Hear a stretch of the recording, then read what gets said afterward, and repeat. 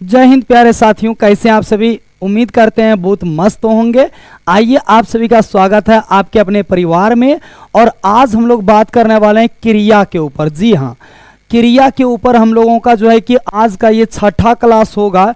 इससे पहले का क्लास यदि आपने नहीं देखा है तो डिस्क्रिप्शन में लिंक दिया गया है, वहां से जाके आप क्लास को देख सकते हैं, या तो प्ले लिस्ट में जाकर के आप क्लास को देख सकते हैं। और क्रिया 100% आपको बिहार पुलिस, चाहे वो एसएससी जीडी, चाहे वो बिहार डीएलएड, चाहे किसी भी क्लास का एग्जाम हो, बोर्ड एग्जाम, तो उसमें से आपको क्रिया पूछा ही पूछा जाता है। इसलिए आपको क्रिया का क्लास निश्चित तौर पर मजबूत तरीके से करना चाहिए और अपने तैयारी को बेहतर बनाना चाहिए, ताकि क्रिया से कोई भी क्वेश्चन आए तो आपका क्वेश्चन छूटे नहीं और आप उस क्वेश्चन को कर सकें। तो आइए देर नहीं करते हैं, समझते हैं आज हम लोगों का क्या क्या बात होने वाला है क्रिया में।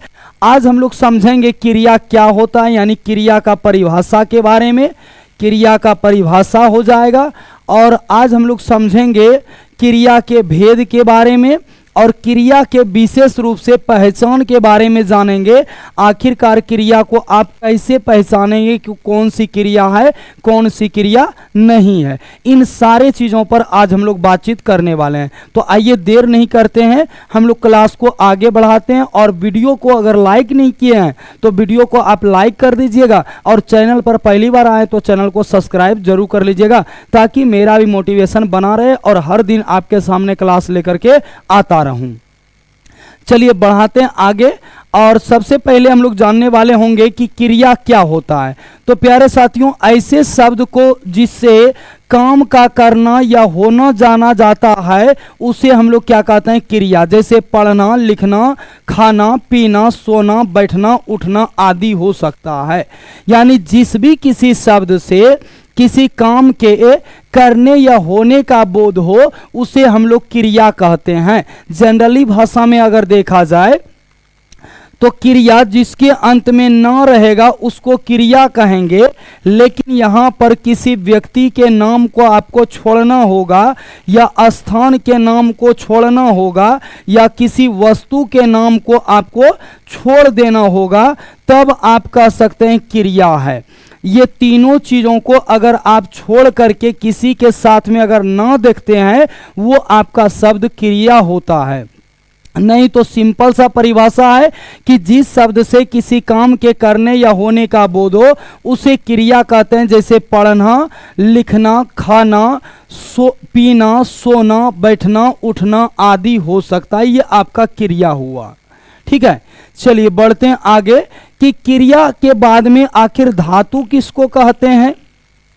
तो धातु भाई उसको कहेंगे जब आपने देखा कि क्रिया जब बन रहा था तो क्रिया में आपने क्या देखा कि हर एक शब्दों के अंत में न आ रहा था। जैसे पढ़ना हो गया, आप कह सकते हैं खाना हो गया, और कह सकते हैं आप जो है जाना हो गया। इन सब के अंत में न आता है, तो सबके साथ में जो है कॉमन क्या है? न है।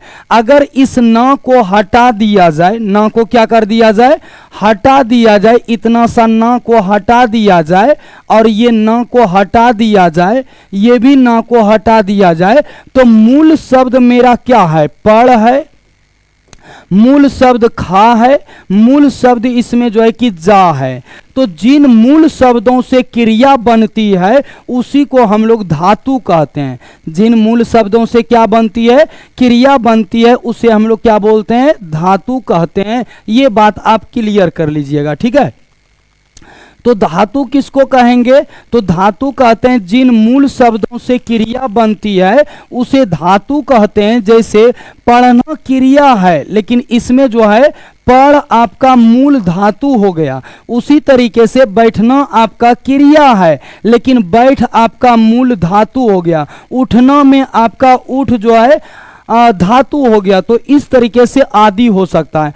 क्रिया के सब रूपों में धातु अटल रहता है। यानी जिस भी किसी टाइप से आप क्रिया लिखेंगे, आपका धातु जो है वो हर हमेशा जो है बरकरार रहेगा उस क्रिया में, यानी अटल रहेगा, हर हमेशा बना हुआ रहेगा।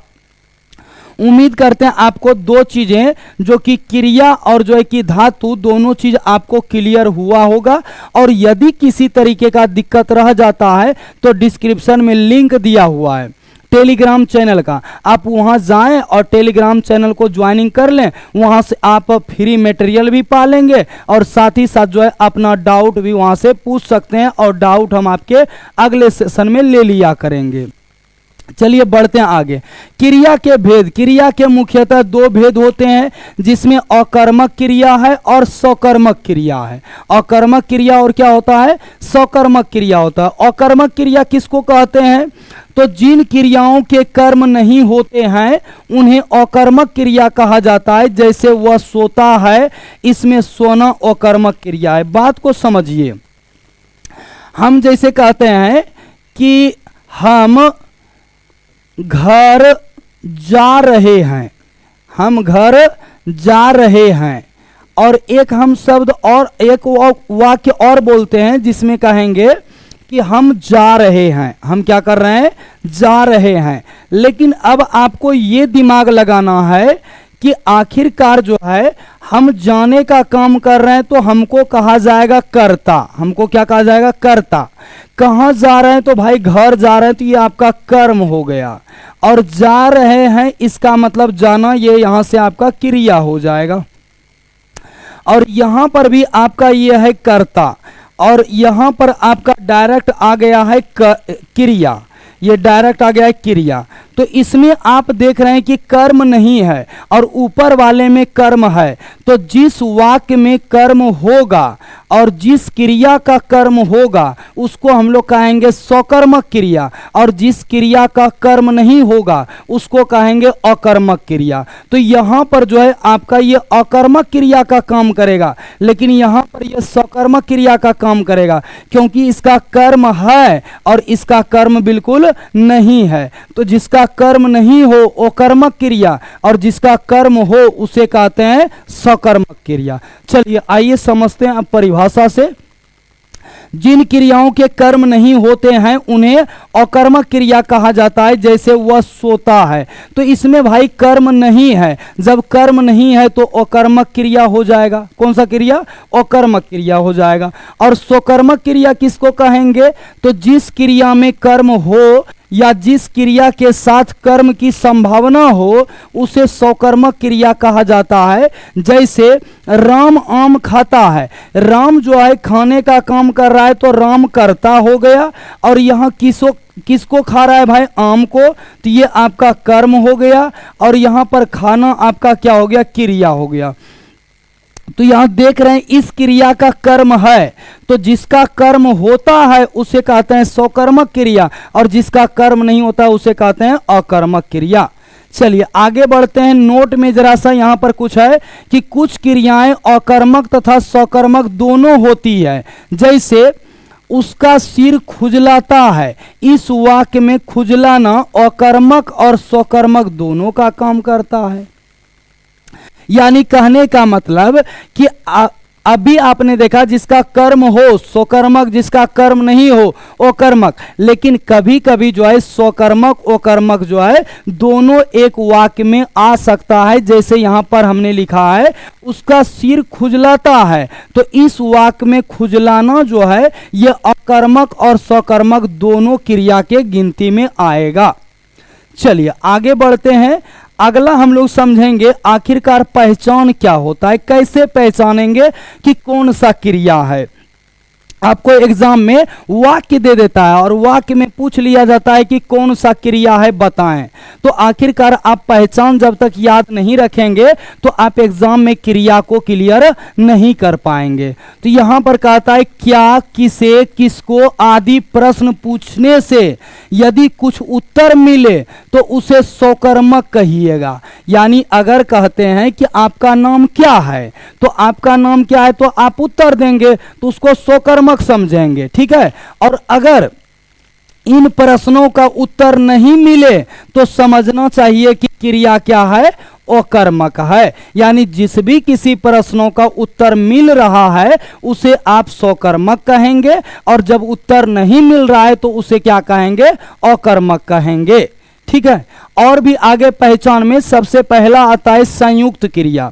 जो क्रिया दो या दो से अधिक धातुओं के मेल से बनती है उसे संयुक्त क्रिया कहते हैं। जैसे श्याम रो चुका, यहाँ रो भी आपका एक धातु है, चुका भी एक धातु है, तो डबल डबल धातु का प्रयोग होगा, उसे हम लोग क्या कहेंगे, उसे संयुक्त क्रिया कहेंगे। जैसे वह रोने लगा, रोने भी यहां पर देखेंगे तो एक आपका धातु आ जाएगा और लगा भी आपका एक धातु आ जाएगा। रो भी धातु है, लगा भी धातु है, रो भी धातु है, चुका भी धातु है, इसलिए हम लोग कहेंगे ये आपका संयुक्त क्रिया है।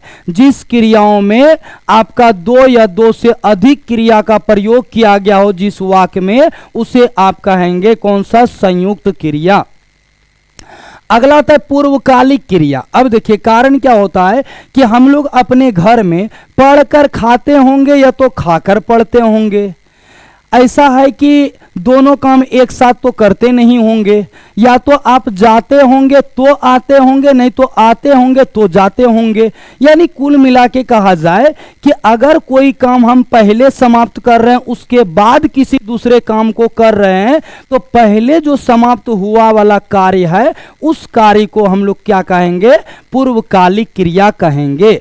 जैसे यहां पर कहता है जब कर्ता एक क्रिया को समाप्त कर दूसरी क्रिया को करने लगता है तो पहली क्रिया को पूर्वकालिक क्रिया कहते हैं। जैसे वह खाकर सोता है, अब जो खाकर है ये काम पहले हो रहा है, सोने का काम बाद में हो रहा है, तो जो काम पहले हो रहा है उसको हम लोग क्या कहेंगे, पूर्वकालिक क्रिया कहेंगे।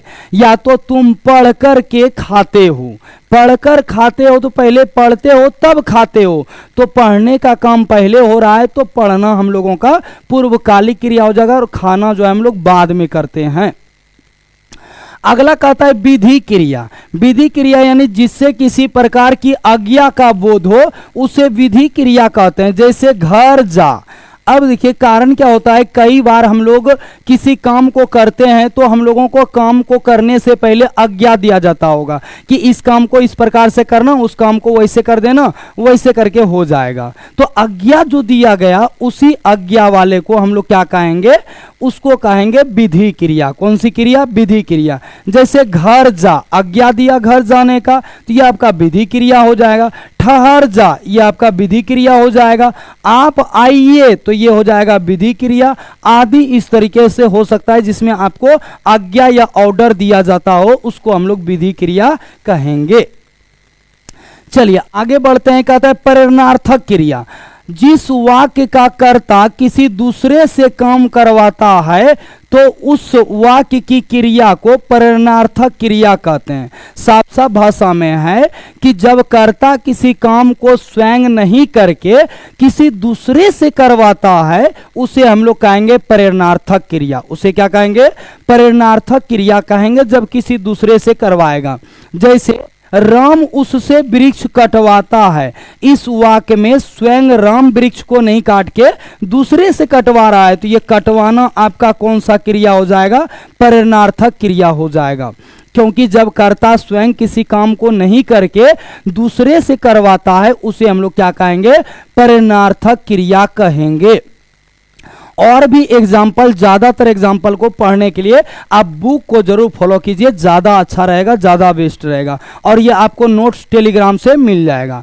यौगिक क्रिया, दो या दो से अधिक धातुओं और दूसरे शब्दों के संयोग से या धातुओं में प्रत्यय लगाने से जो क्रिया बनती है उसे यौगिक क्रिया कहते हैं। जैसे चलना, चलाना, चल देना, हंसना, हंसाना, हंस देना आदि हो सकता है। जब आप किसी क्रिया का निर्माण किसी दूसरे प्रत्यय को लगा के कर रहे हैं या तो दो या दो से अधिक धातु को जोड़ करके कर रहे हैं तो वैसे क्रिया को यौगिक क्रिया कहते हैं। वैसे क्रिया को यौगिक क्रिया कहते हैं। नाम धातु, कई बार होता है नाम धातु में आप कंफ्यूजन नहीं करेंगे, जो क्रियाएं संज्ञा या विशेषण से बनते हैं। संज्ञा या किससे बनते हैं, विशेषण से बनते हैं उसे नाम धातु कहते हैं। जैसे कि कोई चीज बचपन में जब हम लोग खेल खेलते थे तो होता क्या था कि हम लोग समेटने का प्रयास करते थे, तो लोग सब उस जगह देखने वाले और जो दूसरे विरोधी होते थे खेलने वाले वो कहते थे कि हाँ हथिया लो सब तुम्हारा हो गया। तो हाथ से हथियाना, अगर कोई चीज मेरे जो है कि पिताजी का है तो जिसको हम लोग कहते हैं कि बाप का है, तो बाप से बपौती भी हो सकता है, गर्म से गरमाना भी हो सकता है। ये सारा क्रिया का निर्माण आपका संज्ञा और विशेषण से हो रहा है, इसलिए हम लोग कहेंगे इसको नाम धातु। क्या बोलेंगे?